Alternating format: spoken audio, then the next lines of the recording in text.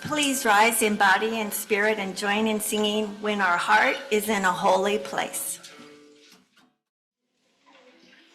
Good morning and welcome to the home of Unitarian Universalism in Central Washington. I am Leigh Pobst. Our speaker is Steve Clem, and Julie McAllister has graciously stepped in as audio video tech, and we're very appreciative. Today we explore the interdependent web of humanity, the mystery of our connection to one another, and the power of our prayers and meditation. Some of us believe in a divine source of power. Others believe there is an energy that connects all humanity. Some of us believe there is nothing. And our diversity and curiosity is what has led us to this place this morning. If you are a visitor in person or by Zoom, we are so glad you are here. For the folks on Zoom, you can find our order of service in the chat. This morning, we welcome every person of goodwill, just as you are, whomever you love, whatever body you inhabit, whatever your age, you are welcome here. We invite you to join us for a social hour after the service, both in person and Zoom. Please take a moment and greet people near you.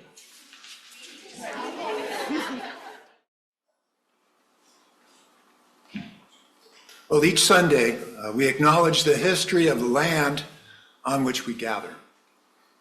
And this land is the homeland of the Pasquosa, where they have lived for generations upon generations as stewards of this land. And Pasquosa Chief John Harmelt met with the government 175 years ago and announced, "I did not come here to lie to anybody. I have come here to be true, with an honest heart, and I would like to have you listen to what I have to say. You can't make me believe that all white men are rascals." The US government broke its agreements with Pasquosa, agreements that Pasquosa relied upon and made in good faith. And the Pasquosa people still live here. They continue their traditions and seek to have their inherent rights as the indigenous people of this land recognized and restored. And here at CUUF, we support indigenous people in many ways.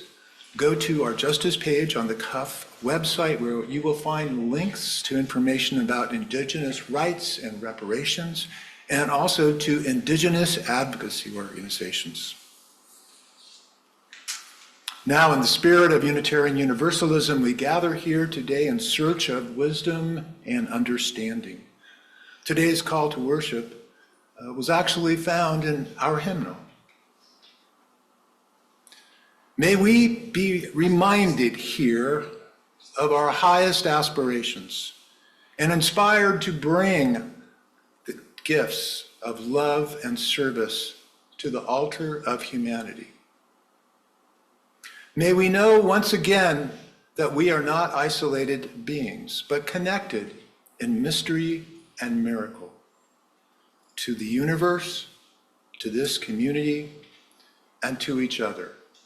Come, let us worship together.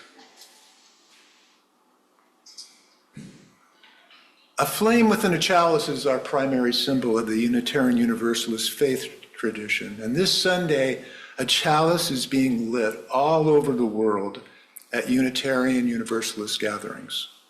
If you are joining by video, please light your own chalice as well. And we will now kindle the sacred flame. Please join with me in these words. In the light of truth and the warmth of love, we gather to seek and seek to share. These are our wisdom readings for today. Reverend Sally Fritchie is a UU minister and atheist, and she served as a hospital chaplain, and she wrote of her experience. I have surprised myself by offering many sincere prayers for healing, and for God's presence in the lives of those who desperately need to feel it. Whether I believe in the existence of any divine ear listening to us simply isn't the point, because when I open my mouth to pray on someone else's behalf, the particulars of my own beliefs become enormously unimportant. It's not about me. The prayer is theirs, and I am just the conduit for their deep need. Every prayer, even an atheist prayer, is an articulation of connection, a willingness to invest ourselves deeply in the lives and beliefs of our fellow human beings. And from Ralph Waldo Emerson, is not prayer a study of truth, a venture of the soul into the unfound infinite? No one ever prayed heartily without learning something. Finally, we have the poem written by Shalane Harkin from her book, Susceptible to Light, reflecting on her childhood living on the Columbia River Gorge. It's titled, The Worst Thing. The worst thing we ever did was put God in the sky out of reach, pulling the divinity from the leaf, sifting out the holy from our bones, insisting God isn't bursting dazzlement through everything we've made a hard commitment to see as ordinary, stripping the sacred from everywhere to put in a cloud man elsewhere, prying closeness from your heart. The worst thing we ever did was take the dance and the song out of prayer, made it sit up straight and cross its legs, removed it of rejoicing, wiped clean its hip sway, its questions, its ecstatic yowl, its tears. The worst thing we ever did is pretend God isn't the easiest thing in this universe, available to every soul in every breath.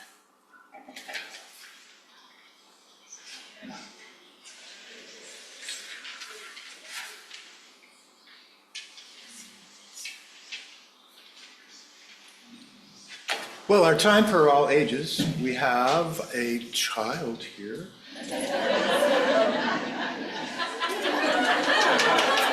Would you like to hear a story? And I can come sit with you, or you can sit up here, or you can stay right where you are. What would you like to do? Okay. All right. Well, that means where do you want to sit? You want to sit right here? This side. Sit right there. And I'm going to put on this magic microphone and hope it all works out right. And for the rest of you who are young at heart, please listen. Okay. And what's your name? Chelsea. Josie. I'm sorry, Josie. Okay. Let's see. Is that coming out now? Yes. Okay. Good. All right. Well, Josie, this is a story called The Cure. And it's a story about a little girl named Maggie. And Maggie was very, very sick. And she had a horrible disease, and her family was told that she was never going to get better. Oh no, that was so sad. And because she had this disease, she was in bed all day. And being in bed all day, none of her friends came to see her because they were afraid that they were going to catch her disease. And one day, after many days of being alone, 3 of her friends walked in. One was a doctor, one was a minister, and one was a magician. Do you know what a magician does? Do you know? Teaching, dancing, and twirling. Kind of. And they do magic, and they pull rabbits out of hats and do tricks. Yeah. Well, one of these persons was a magician. They sat down and they said, "Hello, Maggie! We are here because we are going to find a cure for your disease." And Maggie smiled, and it brightened her day so much to have her friends care so much about her and show up and see her when she was sick. And the minister said, I am going to pray for you every single day, Maggie. And the doctor said, I am going to go and find the right medicines that will cure you. And the magician said, I am going to go to my magic books. I will find potions. I will find spells. And I will come back and you will be healed. We're coming back in 3 days with a cure. And they left. Say goodbye. Maggie smiled. But then she became lonely again, because she was all alone. Well, the doctor worked really hard for 3 days. The doctor worked in the laboratory trying to find what could be developed to help cure Maggie. Couldn't find anything. And the minister prayed in the morning. The minister prayed in the afternoon. The minister prayed in the evening for healing for Maggie so Maggie would feel better. And the magician read as many magic books as the magician could find, and there was no spell, there was no potion. So after the third day, they came back and they saw Maggie at her house, and they went into her bedroom, and they were very sad. They had tears in their eyes, and they said, Maggie, we have bad news. We cannot find a cure. And after that, after those tears, after they told her they had failed, Maggie said, don't cry. Before I was sick, I had many friends, and now I'm lonely. And this loneliness is the worst it could be. The medicine I need is your friendship. The prayer I need most is you to be simply with me. And the magic I need is your love. So the doctor, the minister, and the magician gathered around Maggie, laid hands on Maggie, and sat in silence. And it is said that that is how they found the cure. So if you want to at least have Josie go through our arches, and Josie, we're going to make an arch for you on the middle. Now go with each other to find meaning in the spirit of love that we share. Now go with each other to find meaning in the spirit of love that we share.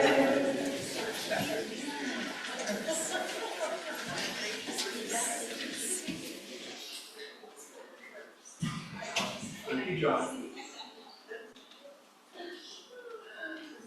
Well, each Sunday we set aside time to share and honor the events which have impacted each of us in a deep and personal way. This is not a time for politics or advertisement. It is a time of reverence, of care, and of intention during which we open doors to each other and allow for further connection. So let us take a moment to pause and think about how we can be mindful of the way we minister to each other. We each have the responsibility to share only what we have permission to share, to take care of the time we use, and to support each other in our sharing. So in order to share, please come forward and say your name. That helps the pastoral care team, and it also helps each of us to know you better. Briefly share and place a stone. If you are participating by Zoom, you can share your joy or your sorrow in the chat. And people are invited to come forward.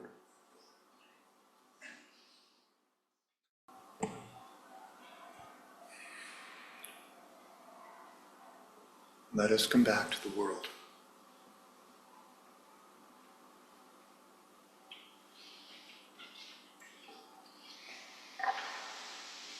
Bill and I have been best friends since I moved to Wenatchee in 1978 as a young lawyer. He and his wife Jan successfully intervened 40 years ago when I was in my mid-30s and facing personal demons. He was the best man when I married Julie. We're now much older. Some would say elderly. And Bill and Jan recently moved away to be with their children and grandchildren. But we see each other as we can and take advantage of technology to stay connected. And last month, we were speaking on the telephone. And Bill told me he was having a 5-hour surgery in a few days. And as he approaches his 80th birthday, there was a greater risk of complications due to his age and that he could die during the surgery. Our phone call ended. I heard myself whisper, "Please keep him safe. Let him be healed." I opened my eyes and tears were drying on my cheeks, and I was surprised. I was very curious, not by my fear and not by my sadness, but because I had reached out in prayer. Now, my relationship with prayer has always been challenging. I am a recovering Catholic. I quit my confirmation classes after being instructed by Sister Mary Margaret that hell was the final destination for all non-Catholics, even indigenous people who had never heard of the Father, the Son, or the Holy Ghost of Catholicism. Never went back. But before that, I had my real first experience with prayer. It was my first communion. In order to be sin-free and pure, to receive my first communion, and for all my subsequent communions, I was instructed on the act of confession, a sacrament through which a priest heard my sins and I was forgiven. And I was forgiven by serving my penance. My penance was, I was told to pray. Yes, odd as it may seem, my saying 4 Our Fathers and 6 Hail Marys was somehow deemed sufficient punishment to purify my soul.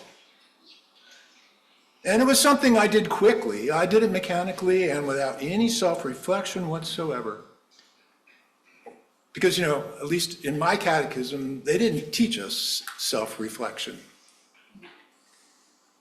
And as Unitarian Universalists, we generally have this awkward relationship with prayer. At least as prayer is traditionally viewed. Many of us have tried to avoid the label prayer. The person leading congregational prayer will start with, "O Spirit of life, O Holy One, Gaia, Creator of the universe, Mother Earth," and we'll go on and on with perhaps a few other superlatives. But perhaps we should take a clue from that old you joke and just use, "To whom it may concern." And that would simplify the beginning of every congregational prayer, wouldn't it? Just start it that way. It covers all the bases. Our general relationship with prayer is not really based upon the roots we have as Unitarian Universalists. It was an English Unitarian, Samuel Clarke, who first inspired revisions to the Anglican Book of Common Prayer. And that was the early 18th century. And based upon his work, there became a Unitarian Book of Common Prayer. And it was first adopted by King's Chapel congregation of Boston in 1785, and it spread to other Unitarian congregations, and the book is now in its 9th edition, still in print and still being used at King's Chapel. I believe we need to really look at prayer and examine it more closely, because there are different types of prayers, right? There's the praise prayer, there's gratitude, there's confession, there's intercession, and then there's petitions, like this famous plea we all know. Together, "Oh Lord, won't you buy me a Mercedes-Benz? My friends all drive Porsches. I must make amends. Worked hard all my lifetime. No help from my friends. Oh Lord, won't you buy me a Mercedes-Benz?" Well, Ms. Joplin's plea, her petition to the Lord, is not included in the Book of Common Prayer. It is included in the Rock and Roll Hall of Fame. But honestly, most prayer directed to a divine power, and I'll refer to that deity, if you will, as God, seeking intercession, petitioning, or seeking guidance kind of makes me uncomfortable, and I get questions. I mean, if God has the power to heal the sick, is God also causing us all these illnesses? And if he caused the illness, why would he now heal it? Is it a test of faith? Is he just being petty? When I say he, excuse me, is God just being petty? I don't know. And does God only intercede in our lives to do good works? At least it seems we only hear about prayers from people who are asking for God's good works. You know, few people admit that they're praying for revenge, for retribution, eternal damnation for those who have done them wrong. And would God grant such a prayer? And what about those, indirectly related requests and consequences? One person's petition bestowed by the Almighty could become another person's tragedy. And is God planning all these certain circumstances and consequences in advance, or is God just exercising curiosity? I wonder what will happen if I do this. Well, for me, the worst type, I don't know about you, but this is definitely prayers for sports, gambling, and political results. I mean, really, the almighty, omniscient God cares about these things? I don't think so. And a curious story, on Friday, Iowa's women's team beat UConn. Tournament was down to that game. It was 2 points. 3 seconds. Iowa won. The coach was interviewed and described the final moments of the game. He said, "I was looking down and saying a prayer." Really? You were praying to God to somehow guide the ball on course or off course? You were praying to God that maybe the defending player would be all of a sudden injured and fall down and let your person through to score? I was just curious, what is that about? And then we have the prayers to God about what should I do? I mean, really, doesn't Scripture tell us that God provided us all our intelligence, spirit, free will, opposable thumb, so we could rule over the earth, right? But people ask God, what should I do? Now, along this line, and for interjection of a little levity, I must show you a gift I received from a coworker who knew I, back in the early 2000s, was taking a hiatus from Unitarian Universalism, and I was going to begin attending a Christian church So this is the gift I got. It is an Answer Me Jesus.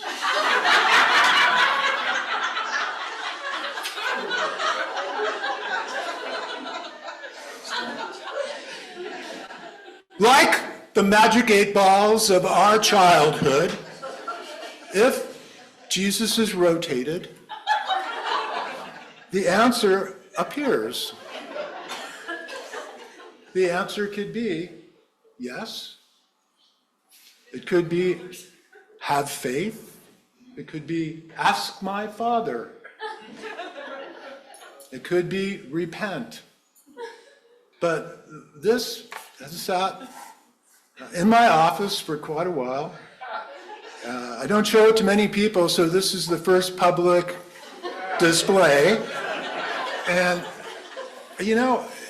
at first I thought, am I being really kind of mean about this? And it's not my intent, but it is to go along with the fact that people sometimes ask for questions to be answered that really, in my opinion, God doesn't have the ability to answer. So, now we're going to have a little short breakout. I want you to share with 1 or 2 other persons, preferably not your partner, whether you have a working relationship with prayer, a challenging relationship with prayer, or no relationship at all. And if you wish, briefly share why. I'm going to give you 3 minutes. Go. Now. Visitor at a UU service, based on everything you folks just discussed, there's a story about a visitor at a UU service who was approached during the coffee hour. And he was asked by a member of the greeting team if the visitor enjoyed the sermon. And the visitor's response, I disagreed with half of everything she said. The other half didn't make any sense. It all annoyed me. And the greeter said, you'll fit in perfectly here. Welcome home.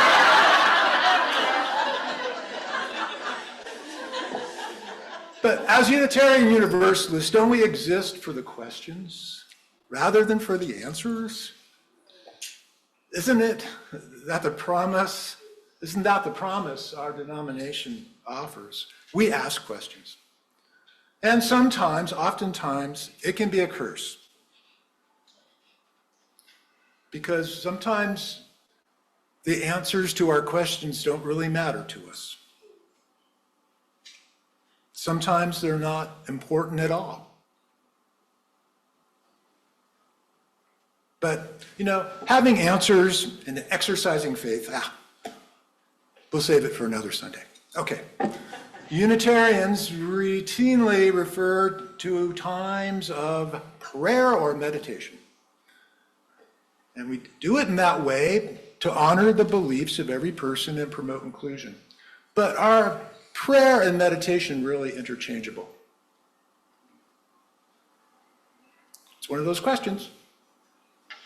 Both meditation and prayer, involve focusing on the present moment and a connection. And meditation focuses on internal or external stimuli. And remember, Monk Thich Nhat Hanh teaches us that it helps us focus our human energy. And prayer is traditionally said to focus on a connection with the holy and the sacred. Both practices can affect one's physiology and one's psyche and produce physical and mental health benefits. It's been documented. Over 80 medical schools are now including courses that incorporate prayer and or meditation in inpatient treatment protocols. And both practices lead to greater self-awareness. Those practices can be done alone or in a group, and when done in a group, both can include times of being led and times of silence. Now, for Buddhists, prayer is meditation. For Catholics, it's pray the rosary. For Jews, it's the davening, and there are the mantras of Hinduism. Protestants enter the silence of the centering prayer, and Muslims have the salat. But both prayer and meditation can be the chanting of earth songs, or it can be quietly experiencing the sounds and rhythm of ocean waves. And although it may take many forms and be called many different things, the act of this human connection is recognizable across cultures, especially when we call out in song. A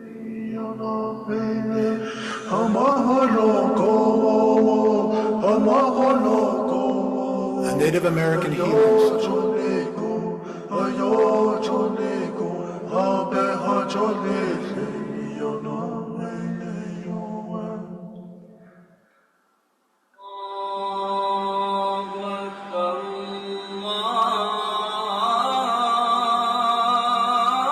call to prayer at Mecca.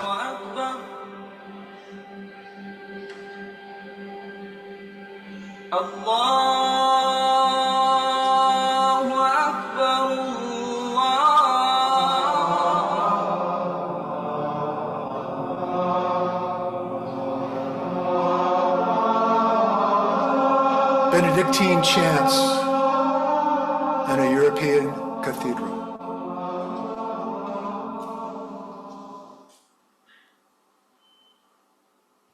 And to repeat the wisdom of Reverend Sally Fritchie on the power of atheist prayers. Yes, I'll say it again, atheist prayers. Every prayer, even an atheist prayer, is an articulation of connection, a willingness to invest ourselves deeply in the lives and beliefs of our fellow human beings. I never intended to be a praying atheist, but here I am.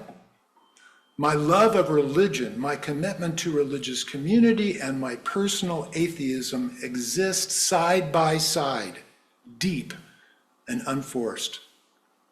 I still don't pray to any God as others might define it, but I no longer run from prayer.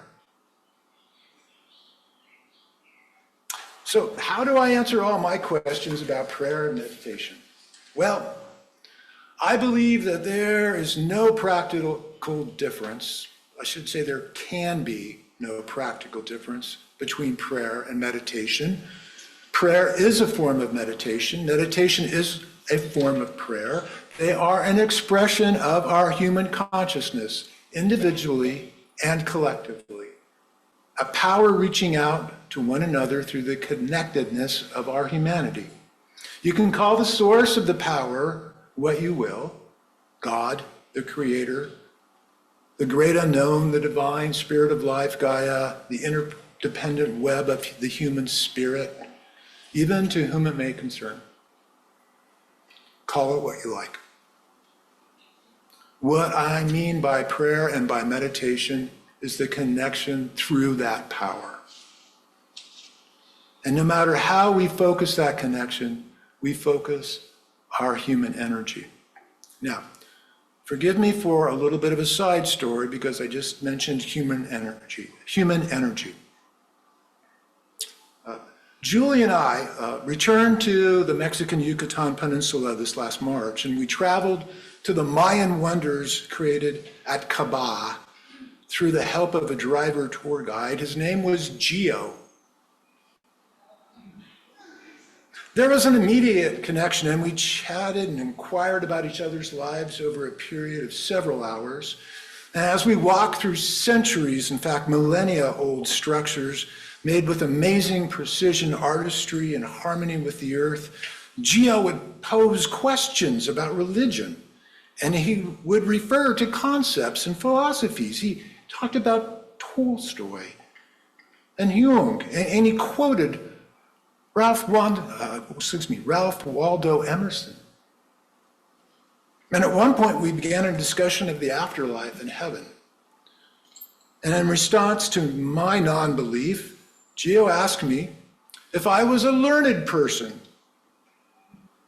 if I believed in science. And I said, well, yes, of course.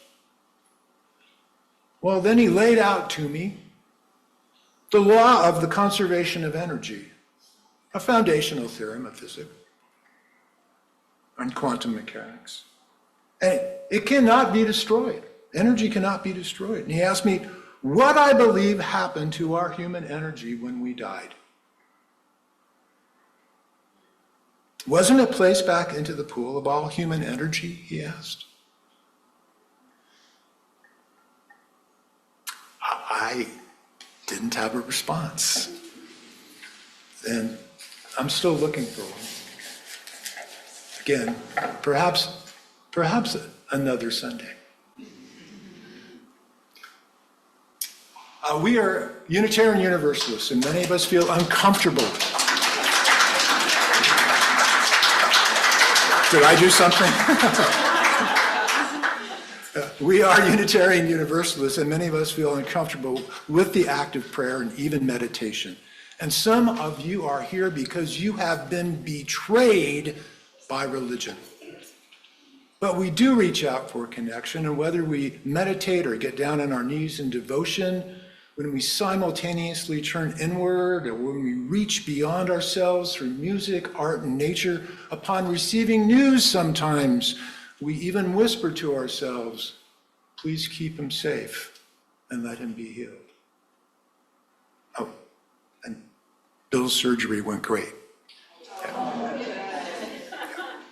But yes, you use reach out for that power of connectedness. So what if our community were to focus itself through this mysterious connection, and could we focus the power of our humanness to affect change and heal the world?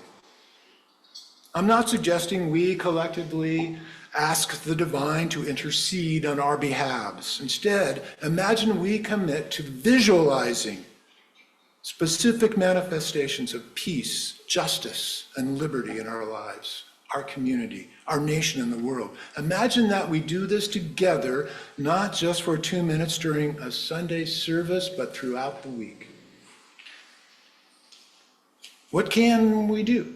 Can we use this power to generate change? To move closer to our vision of a better world? Or is this just a mere possibility that's not worth our time? It's just not worth our effort. If you feel that way, I want to disagree. 2 minutes a day, 5 minutes a day, maybe the same time each day. Don't stop anything you're doing for social justice. Just give another 2 minutes, maybe more, and engage in that human connection. And during our offertory, we'll have for each of you a token to remind you of our connection, and perhaps encourage you to engage in the power every time you look at your refrigerator. Our world needs hope. Our world needs change. Our world needs peace.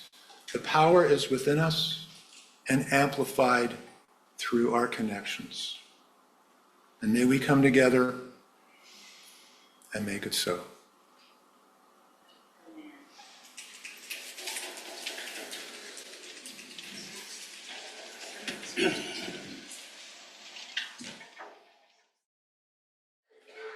The offertory is an ancient element of worship. The act of giving, regardless of amount, is a spiritual practice that expresses our thankfulness and generosity. And joyfully sharing our gifts and strengths in service to the greater good is one way we create beloved community. We live these values in abundance. We will now receive the offering.